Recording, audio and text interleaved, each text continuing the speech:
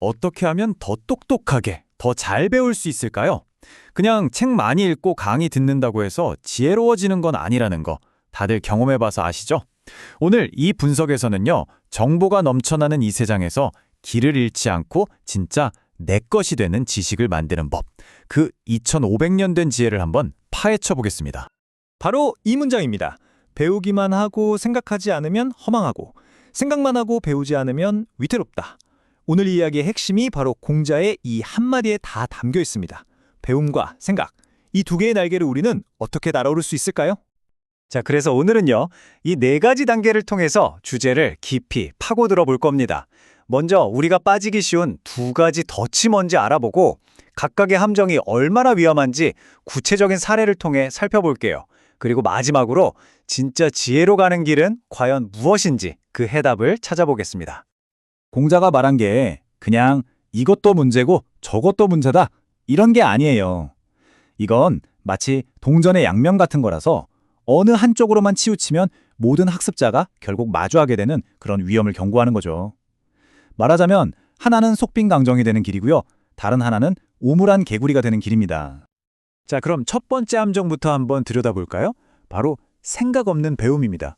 이게 뭐냐면요, 머릿속에 지식은 잔뜩 쌓아뒀는데 그걸 정작 어떻게 써야 할지, 어디에 써야 할지 전혀 모르는 상태를 말하는 거죠. 공자는 이걸 허망하다, 한마디로 텅 비었다고 본 거예요. 이걸 바로 학이불사라고 하죠. 마치 주인이 절대 펼쳐보지 않는 책들로만 가득 찬 도서관, 상상되시나요? 정보는 넘쳐나는데 그걸 꿰어서 의미를 만들어낼 생각의 힘이 없는 상태. 혹시 우리도 모르게 그냥 정보 수집과 소비자가 되어버린 것 아닐까요? 이 위험이 얼마나 치명적인지 보여주는 아주 극적인 인물이 있습니다. 맹자 시대에 살았던 분성괄이라는 사람인데요. 이 사람은 재능이 아주 뛰어났다고 해요. 그런데 바로 그 생각에 힘이 없어서 스스로를 파멸로 이끌고 말았습니다. 정말 날카로운 지적이죠? 분성괄은 재능도 있었고 심지어 벼슬까지 했습니다.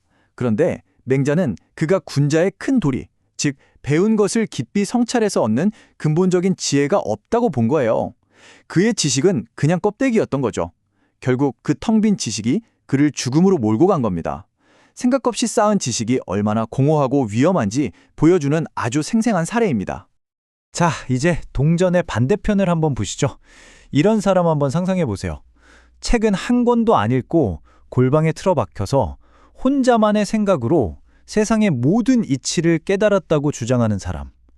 공자는 바로 이런 상태를 위태롭다고 경고했습니다. 왜냐? 튼튼한 근거 없이 자기 생각에만 갇히는 것만큼 위험한 게 없으니까요. 이건요, 비유하자면 눈 가리고 처음 가는 도시를 운전하는 거랑 똑같아요. 내 간만 믿고 가다가는 어떻게 되겠어요? 벽에 부딪히거나 낭떠러지로 떨어질 수밖에 없겠죠. 이게 바로 사유불확색의 본질입니다. 현실이라는 지도 없이 그냥 내 머릿속 세계에 갇혀버리는 거죠. 이번에도 아주 재미있는 인물이 한 명 나옵니다.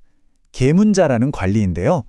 이 사람은 너무 신중해서 오히려 일을 그르치는 이른바 생각과잉의 함정에 빠진 사람이었습니다. 공자의 이 한마디 정말 날카롭지 않나요? 신중한 건 물론 좋은 거지만 그게 어느 선을 넘으면 오히려 결정을 방해하는 장애물이 된다는 거죠. 아니, 왜 3번이 아니고 2번이면 충분하다고 했을까요? 바로 이겁니다. 첫 번째 생각은 직관, 두 번째 생각은 내가 배운 지식을 토대로 검토하는 거죠. 근데 세 번째 생각은요? 더 이상 새로운 정보가 없잖아요. 그냥 머릿속에서 공회전하는 거예요. 결국 자기 의심과 불안만 커질 뿐이죠. 이것이 바로 배움 없는 생각이 우리를 결정장애의 늪에 빠뜨리는 이유입니다. 자, 우리는 이제 두 개의 위험한 극단을 모두 살펴봤습니다. 그럼 정답은 어디에 있을까요? 네, 당연히 그 중간, 이 둘의 완벽한 균형점에 있습니다. 배움과 생각을 하나로 엮어서 강력한 시너지를 만들어내는 것, 그게 바로 핵심입니다. 이 표가 두 극단의 차이를 아주 명확하게 보여주죠. 왼쪽은 지식 창고만 있고 오른쪽은 설계도만 있는 셈이에요. 어느 쪽이든 혼자서는 절대 온전한 집을 지을 수가 없습니다. 진짜 배움은 이 둘이 만날 때 시작되는 거죠.